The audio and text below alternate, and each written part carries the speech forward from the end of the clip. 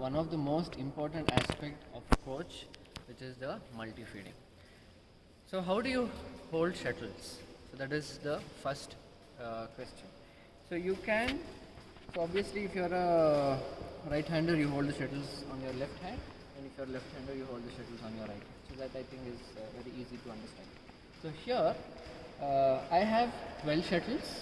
Okay, so you can either start off with 6 shuttles, then progress to 8, 10, 12 and above 12. Okay, but to start off with, just to talk about holding the shuttles. Okay, so here as you can see, the wrist is little bent. Okay, I'm not keeping the wrist straight. If it is straight, then the shuttles will fall. So your wrist has to be little like this. Okay, so you're stopping the shuttles to fall down. So you're holding like this. So the wrist is in this way. The second thing is the elbow. Elbow is not straight. So sometimes when you have more shuttles, like, so if your elbow is straight, then also the shuttles might fall down. So it is very important that your wrist and elbow has to be locked. Okay, and the third thing, you can keep it close to your body initially, so that your body gives a little bit of support to the shuttles so that it doesn't fall off.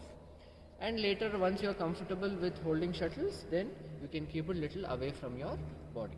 So you place it like this, and the shuttle which is to be hit will be little away from your fingers. So you hold it in this way. Okay, now coming to with the right. Now with the right. Okay, so there are, for beginner level, just simple 2 variations. So the one thing is, you pick up shuttle from your playing hand, from your racket hand.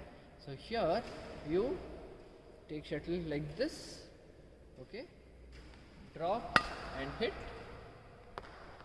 pick up, drop and hit, pick up, drop and hit.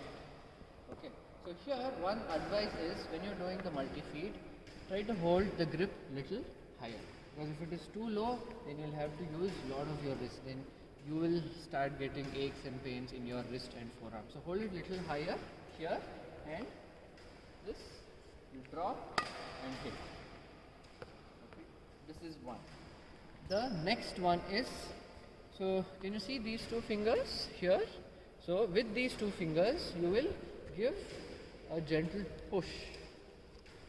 This. So from here, you will drop the shuttle here in front of you, here. So initially you can just practice releasing the shuttle with very less shuttles. You release and then you hit. Okay,